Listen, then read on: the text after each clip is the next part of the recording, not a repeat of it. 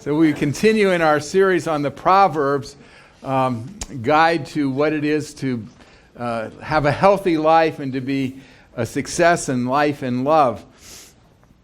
So far we've covered listen to your heart's desire, get rid of the negative stuff, be aware of how the present impacts the future, do something, act like the ant, hate well, and upset the right people. This week is don't play fair. Don't play fair. Well, I think many of us have at one time had a parent say to us, you know, life isn't fair. We've basically been brought up with the norm that fairness is the standard for our behavior. That is how we are supposed to be. We're supposed to play fair. Before I get into don't play fair, I want to talk a little bit about what it is to play fair. And I think there are a couple angles to playing fair. The first is playing fair is treating everybody equally. How do we allocate raises to the personnel? Well, everybody will get a 17% raise across the board. Okay, when we're distributing, say, food, everybody gets a steak, whether or not they're a vegetarian. Merit and earning and deserving do not figure in. It's everything is equal based on the belief, I suppose, that people are equal. My mother was very, very meticulous in buying Christmas presents that my sister and I, she would spend the same amount on me that she spent on my sister. It was always the same, and you just knew that Mom was going to treat us equally because that was fair. When my sister got married to Jim, Mom started to include him in this equality. And if I got a blue shirt, Jim would get a blue shirt for Christmas. That went fine. And there were some Christmases where Jim, I would wait for him to open so I'd know what I was getting, and vice versa. One year, Mom got me a Dartmouth tie, which is where I went to school. And Jim, anticipated. And sure enough, when he opened it, even though he went to Rose-Hulman, he had a Dartmouth tie. Because it was treating him and me equally. Susan and I jumped on that, and for every Christmas and birthday of his after that, he got an Ivy League tie. Then when we ran out of Ivy League schools, we went to the Big Ten, and that covered us for the next 5 years. Maybe he, until he got divorced from my sister, and maybe that's why they got divorced, because he was tired of these ties. Well, anyway, it's treating equally. But is that fair? Is that fair? Say you have 5 people working on a project, and one does 60% of the work. Should not that person get 60% of the pay? Isn't that fair? Yeah.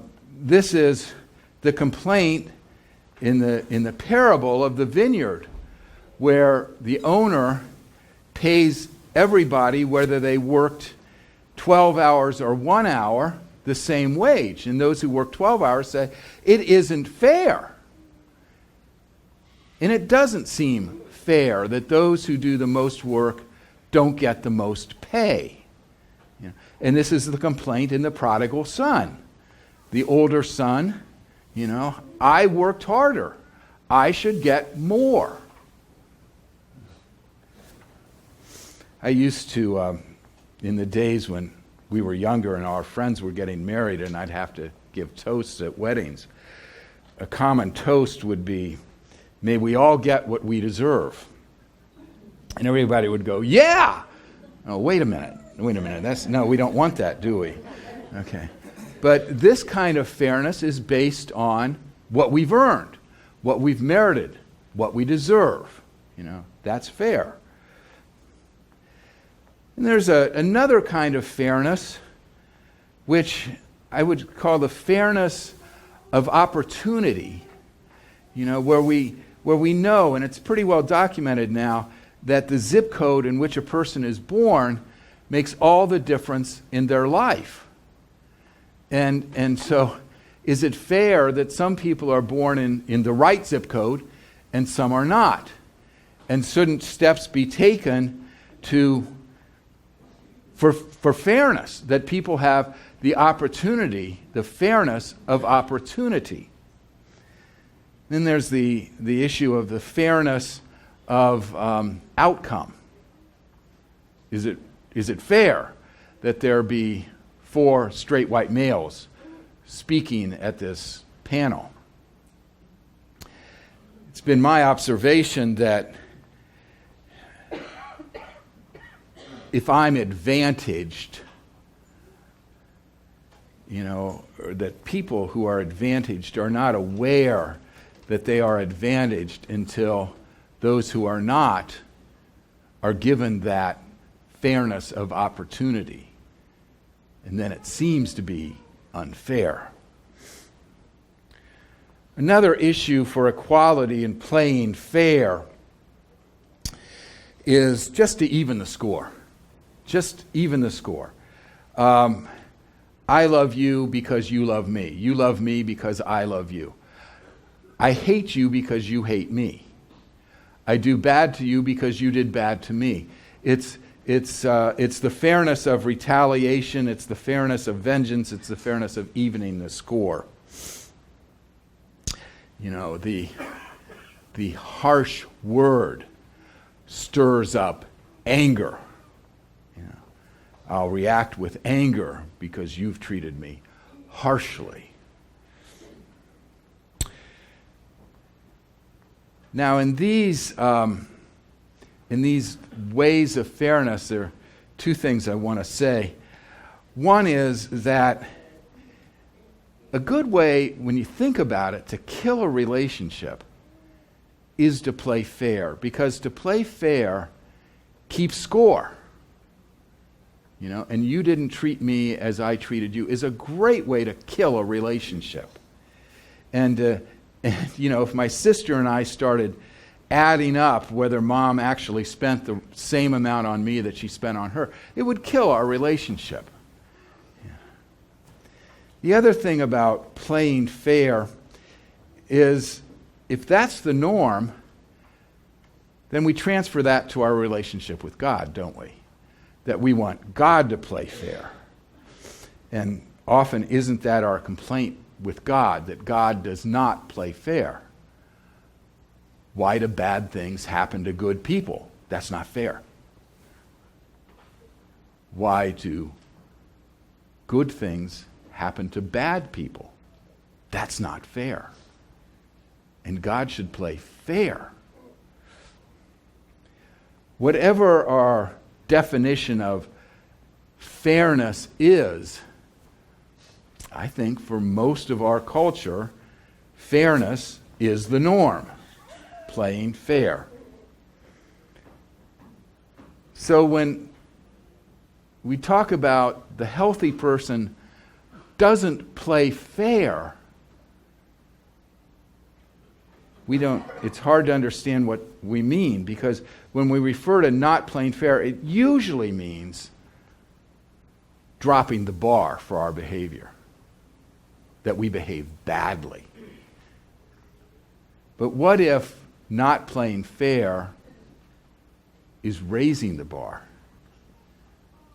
and playing well and differently? Clarence Jordan outlines 4 stages of spiritual development. The first the lowest level of human development, is what he calls unlimited retaliation. If you litter on my front yard, I retaliate in an unlimited way by burning your house down.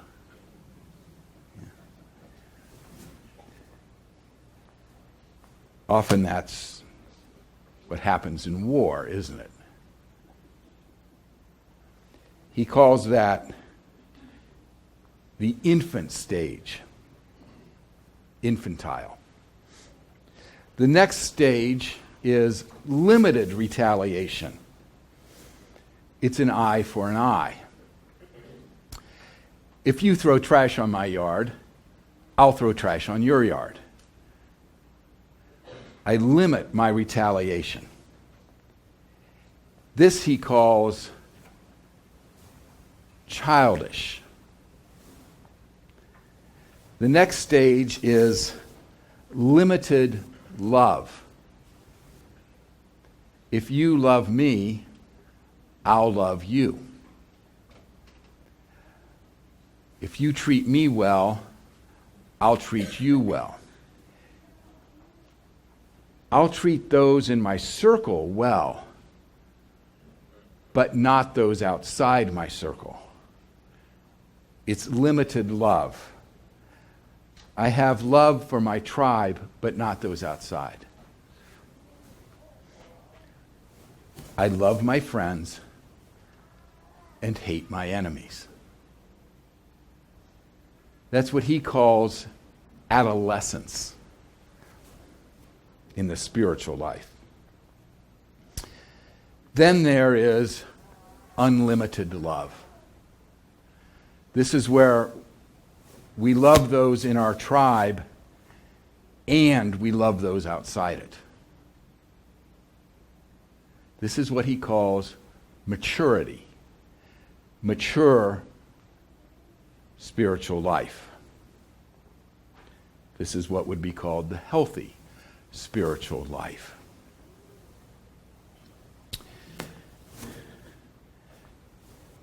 The prayer breakfast that happened at the White House is a pretty good example of the contrast in the two speakers between the mature spiritual life and the adolescent spiritual life.